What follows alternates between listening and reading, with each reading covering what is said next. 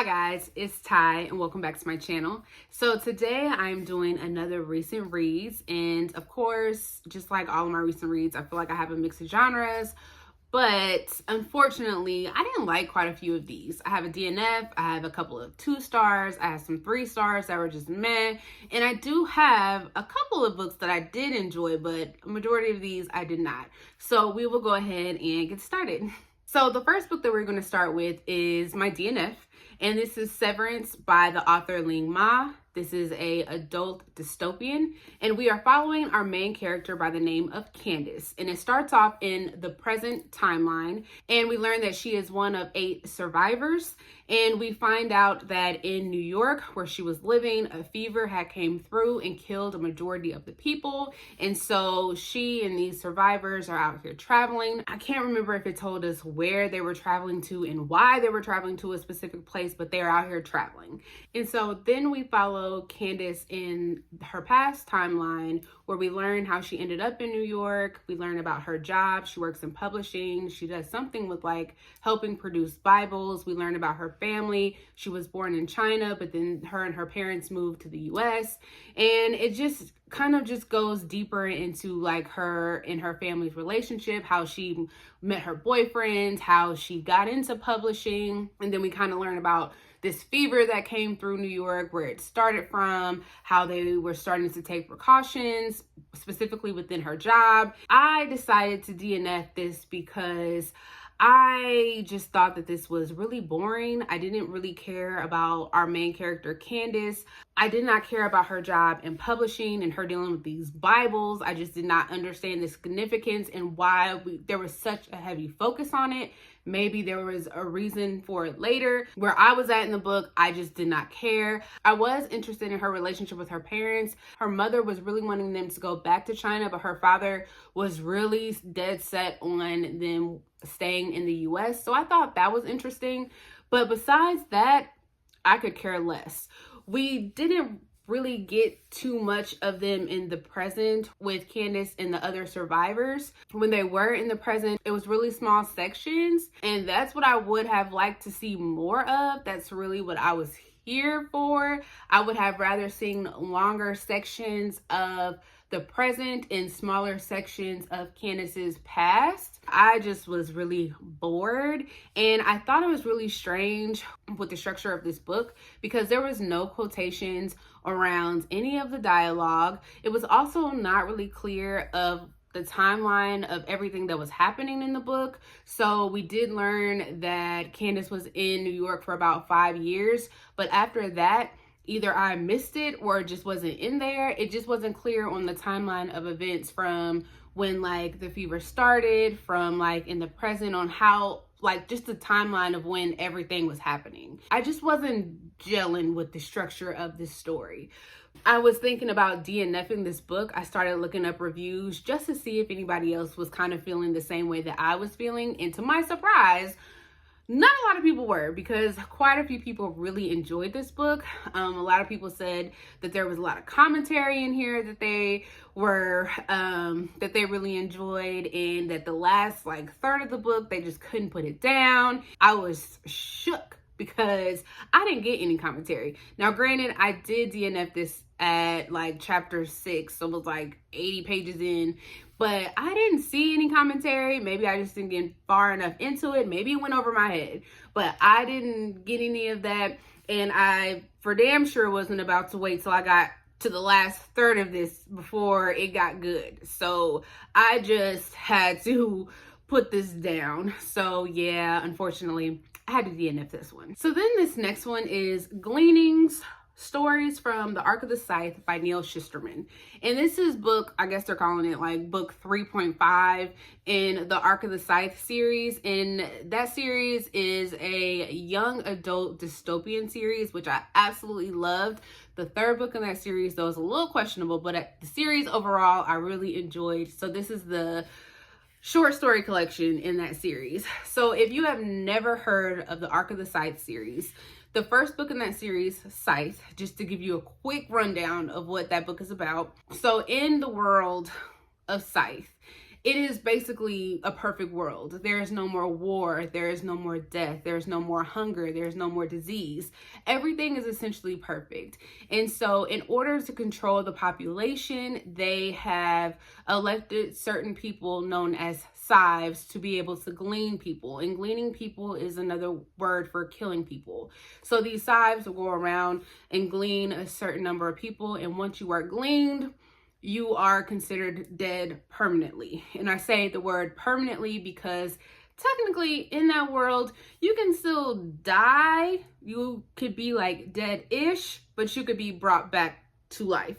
So if you like accidentally fall off of a building, you could go to the hospital and they can revive you, and then it'll be like nothing ever happened. You can get hit by a car, but you could be revived. So things could technically still happen to you, but you could always be brought back to life unless you are killed by one of the people that are designated by a scythe.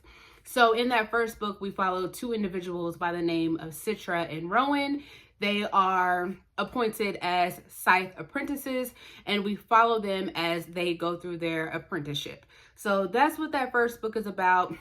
Of course, a lot of other things happen throughout that series, but I really enjoyed it. And I think if you have not read it or have not heard about it, or you have heard about it and just haven't picked it up, I suggest that you do at least that first book. It's really good. With that being said, I was really excited to pick this one up just because of how much I enjoyed that series. This was one of my most anticipated books for last year. Of course, as we can see, I wasn't able to get to it until this year, but I was really disappointed by this.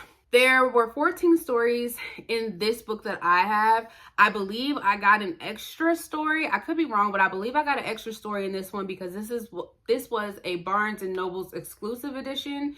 And because of that, I think there was an extra story in this one. But there were 14 stories in here. I only liked 5 out of the 14. I thought picking this up that we would have gotten more stories from some of the characters that we have grown to know and love in the Arc of the Scythe series. Instead, there were a couple of stories that we actually got from those characters. There was mention of some of the characters, but other than that, we got a little bit of extra information about the Scythedom.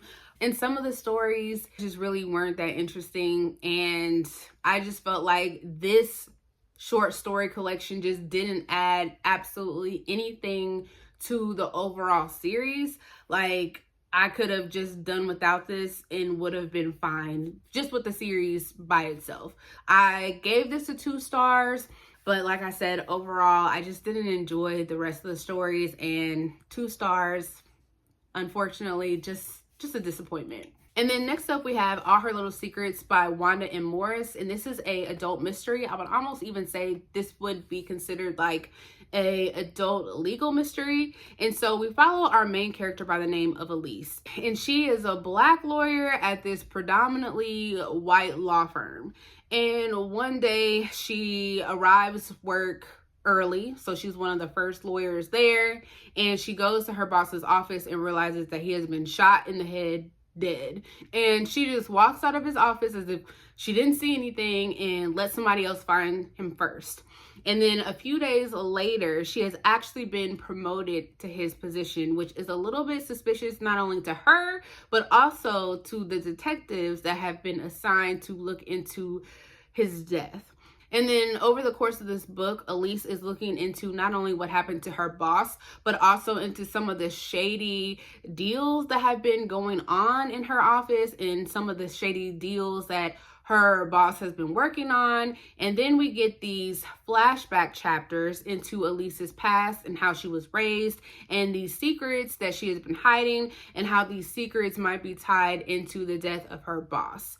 And so I thought that this book was fine. It was fast paced. It did make me want to continue to read this. I did listen to this, so I guess I should say it made me continue to want to listen to it. And I did like the conversation around her being this Black woman and being one of the only Black people at this law firm, and the conversation around just the racism in the workplace in general and the microaggressions that take place. But other than that, I just couldn't get on board with some of the stuff that was going on, especially in regards to our main character of Elise. She just made a lot of dumb decisions, and I just could not understand her thought process with some of the stuff that she was doing. The secrets that she was withholding from people, some of them I could understand, some of them I could not. Some of the secrets that she was keeping from her friends and some of the coworkers that she considered herself to be close to, I just could not understand why some of those secrets she decided to keep from them. It made absolutely no sense to me. And then some of the things that she was withholding from the police made absolutely no sense to me, because it was like stuff that she was withholding that they were going to find out anyways, that they would eventually question her on, that would make her look suspicious. So why would you withhold that? And it's like, you're a lawyer, and not a really smart one, it seems, but you're a lawyer. So you know that the stuff is important and you know the repercussions of lying about it. So why lie? Especially if you know that they're just going to come back and ask you about it. I just didn't understand.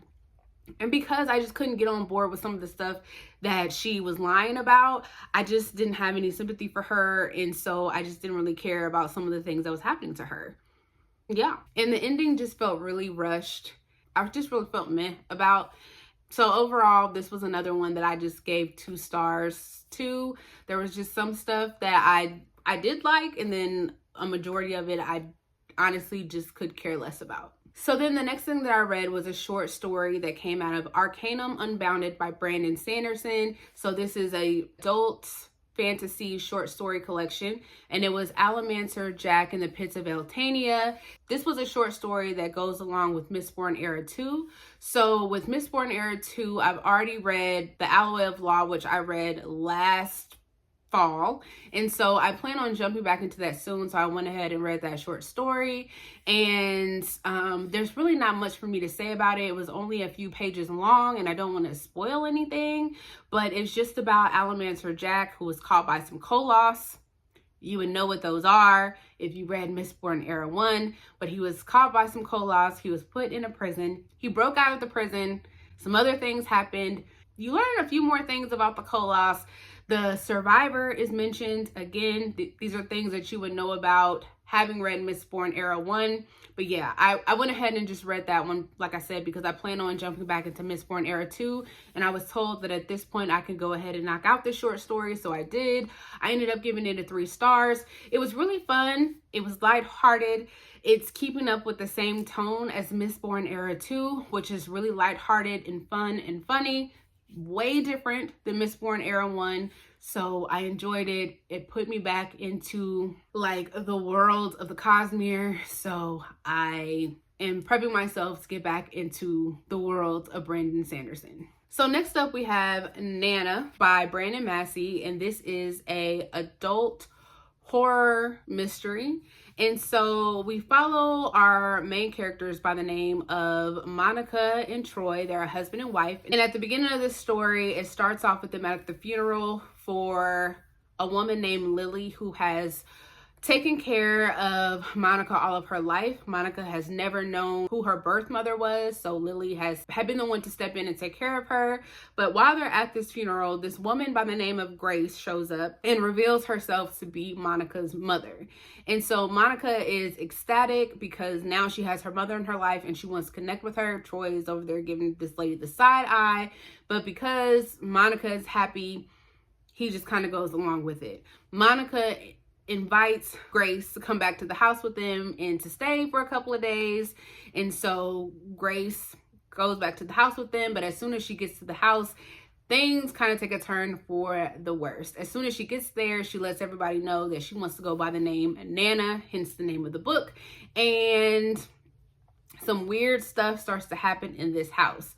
Troy starts to realize that every time that he tries to go and find Monica in the house, like, she is always locked up in a room with Nana. And he finds it weird because, you know, it's not normal for them to be going around locking doors. So that's one of the things that sticks out to him. Also, it seems like when he starts to like see Monica over the next few days, it seems like she's starting to get older. Like her hair is starting to get gray. You know, he's starting to notice these little things that looks like she's just starting to age. Meanwhile, Nana over here looks like she's starting to get younger. So ding, ding, ding, weird, not normal. We also noticed that Nana is starting to get really possessive over Monica, and she's starting to make really passive aggressive comments, not only to Monica but to Troy and to Troy's mother. She's just doing some things that is not normal. So this book is really fast paced. There's something happening all of the time. It's really unsettling. There are some really disturbing scenes in here, so be prepared for that. I listened to this on audiobook. If you guys check this out, I would definitely check this out on audio. This book overall is just wild. I thought the characters of Monica and Troy, I could kind of give Troy some credit for, you know, thinking something was up. But to me, these characters were not very smart. I don't think that they were concerned enough for what was going on in this house. I think that the first thing that they should have done was not let this lady come in. They didn't know who this lady was. She could have said that she was anybody, and they still let this lady come into their house. So whatever happened to them, they deserved it. That's how I feel. So it's really hard for me to have any sort of sympathy towards them because, you know what? These are your problems. But this lady was not right. That's all that I can say. This was a wild ride. It's supposed to be a horror. Some of these moments in here, yes, they were horrifying, but I felt myself laughing more than I was actually terrified. I had a really fun time reading this book. I really did. Now, I will say, I gave this book a 3 stars. I so wanted to rate this book higher than that with just how much fun I was having with it. I don't think I was supposed to be having that much fun with it, but I did enjoy it. It was one of those books that I just wanted to be reading it all the time. I was talking about it all the time because I just could not believe the stuff that was happening in this book with this lady. This lady was not right. But the ending is what I did not like. It felt really rushed. It just was not explained. And with what was happening, I just felt like we needed some sort of explanation in this, and we just didn't get it. So for that, I had to rate this one a 3 stars. Had we got a better explanation, it could have been a 4 stars, maybe a 5, but I really was not feeling that ending. But I still really enjoyed this. I would highly recommend this book. I think it was really entertaining. This is definitely a conversation piece. So I did read this one for Gabby's Book Troop Book Club. So, and that's Gabby over at Gabby Reads. So the live show already happened. I will have that link down below. But it was a really good conversation. So again, I hate that I had to give this one 3 stars, but I felt like it was right. But I did really enjoy this one. So definitely check this out if you have not. So then the last one that I have here is The One by John Mars. And this one is like a mix of genres. So we have, it's an adult mystery, suspense, sci-fi, I guess a little romance, all mixed into one. And so this one follows like this new technology that's out there where it's called I think it's called the Match Your DNA test, where you send in like a swab and then they're able to match you with the one. And so we have 5 people that we follow who have all taken this DNA test to find their one, and they have all been matched. And so we follow these 5 characters. Each chapter is a different character. We find out what happens when they find the one. And throughout the story, we find out that each of these characters and the person that they have been matched with are holding some secrets.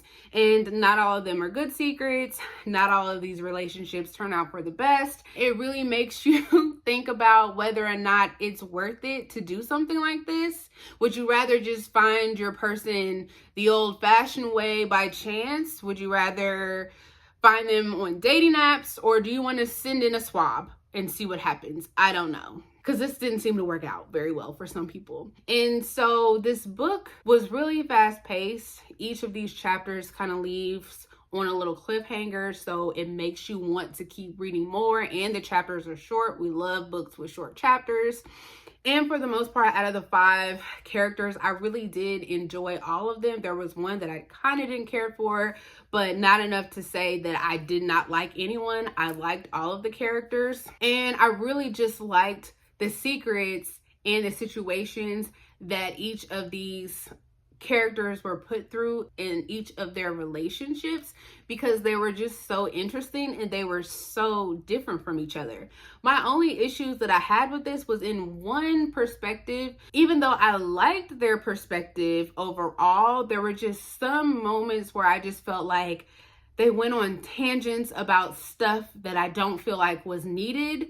And it just kind of made their perspective at certain times kind of boring and made me not want to be in their perspective as much as we were.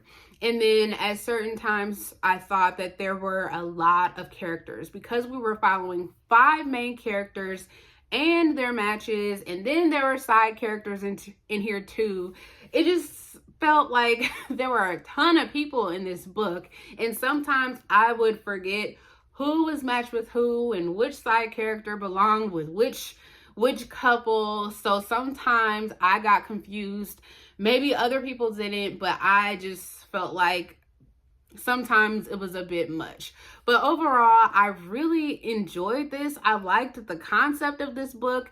It's kind of scary to think about this, and if something like this actually happened, and the repercussions of something like this happened, and if something like this happened and if it went wrong, what that would mean for the world. Because let's just say everything did not go right in this book. So I really did enjoy this. This was my first John Mars, and I've had this book on my shelf forever, and I'm happy that I finally picked it up. I gave this one a 4 stars, and it definitely will not be my last John Mars. So yeah, I enjoyed this one, 4 stars. So that is all that I have for you guys. So I will see you guys next time.